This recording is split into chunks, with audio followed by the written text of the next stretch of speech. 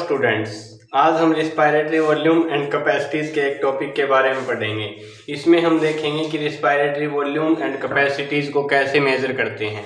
इसके लिए एक हम इंस्ट्रूमेंट यूज करते हैं जिसका नाम है स्पायरोमीटर। स्पायरोमीटर की वजह से हम respiratory volume and respiratory capacities को मेजर करते हैं।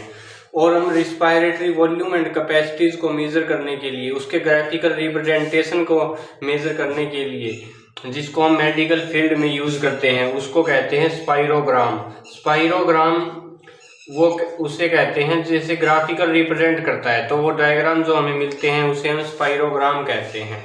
अब हम स्पायरोग्राम के बारे में पढ़ेंगे। इसका मतलब होता है graphical representation of the volume that is present in lungs. इसमें हम डिफरेंट टाइप्स की वॉल्यूम्स के बारे में पढ़ेंगे। जैसे पहला देखेंगे हम tidal volume, TV, tidal volume. Tidal volume का मतलब होता है वॉल्यूम ऑफ एयर इंस्पायर्ड और expired during the normal respiration. इसमें क्या होता है कि जो नॉर्मल रेस्पिरेशन जब करते हैं ना, नॉर्मल ब्रीदिंग, उस टाइम पे जो वॉल्यूम ऑफ एयर इंस्पायर और एक्सपायर करते हैं उसको हम कहते हैं टाइडल वॉल्यूम। इसकी जो अप्रोक्स अमाउंट होती है वो होती है 500 ml।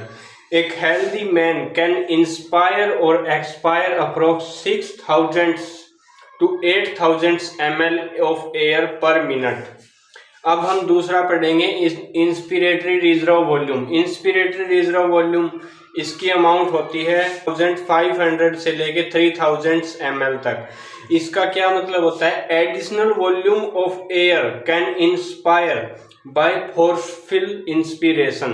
क्या है कि forceful IRV, inspiratory reserve volume, additional volume of air can be inspire after forceful expiration. इसकी जो एवरेज वॉल्यूम होती है वो होती है 2500 ml से 3000 ml तक।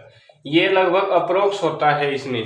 अब अगला पढ़ेंगे हम ERV, expiratory reserve volume. Expiratory reserve volume क्या होता है कि जो एक है additional volume of air can expire by a forceful expiration.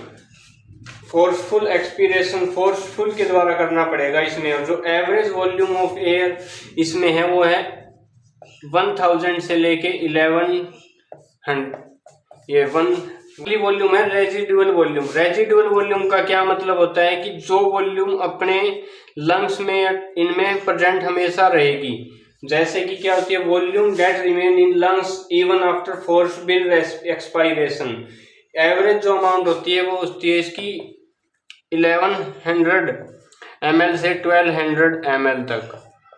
अब हम पढ़ेंगे कैपेसिटीज के बारे में। कैपेसिटीज का मतलब होता है कि if we mix few volumes then various pulmonary capacities we will derived used in clinical diagnosis.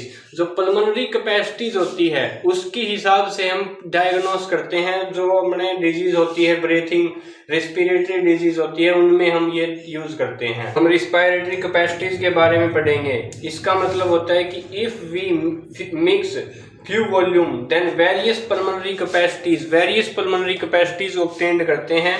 और इन कैपेसिटी जैसे कि रिस्पायरेटरी डिजीज होती है उसमें हम क्लिनिकली डायग्नोस करके ही हम पता करते हैं।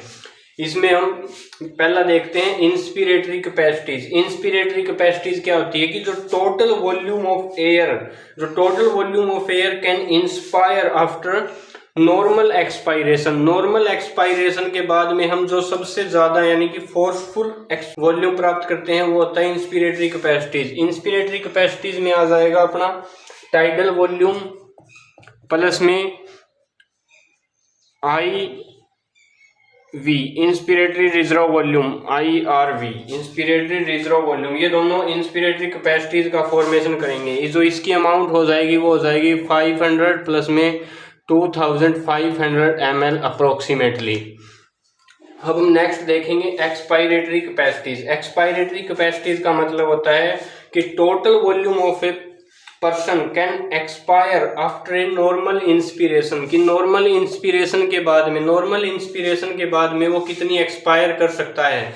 तो इसकी अमाउंट हो जाएगी टाइडल वॉल्यूम प्लस में ERV, expiratory reserve volume. Expiratory reserve volume कितनी होती है अपनी अप्रोक्सीमेटली 1100 ml प्लस में टाइडल वॉल्यूम कितनी होती है 500 ml। तो ये अप्रोक्सीमेटली 100 ml आ जाएगी। अब अपने देखेंगे functional residual volume. Functional residual volume होती है volume of air remain in lungs after a normal expiration, कि नॉर्मल एक्सपायरेशन करने के बाद में कितनी वॉल्यूम रह जाएगी।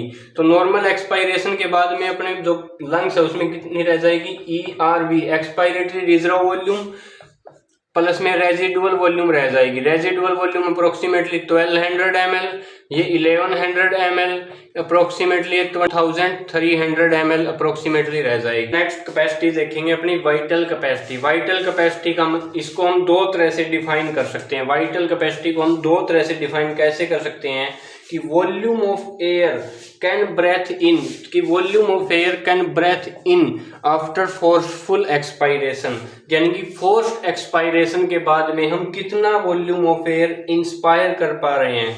और दूसरी तरह से इसको देखते हैं हम कि volume of air can breathe out, यानी कि ब्रेथ आउट करने पर वॉल्यूम किसके बाद में, आफ्टर द फोर्सफुल इंस्पिरेशन के बाद में हम कितनी वॉल्यूम को फायर कर पा रहे हैं, उसको हम वाइटल कैपेसिटीज कहते हैं। वाइटल कैपेसिटीज में तीन तरह की वॉल्यूम को हम डिफाइन करते हैं। तीन तरह की वॉल्यूम को मिक्स करने से वाइटल कैपेसिटी बनती है।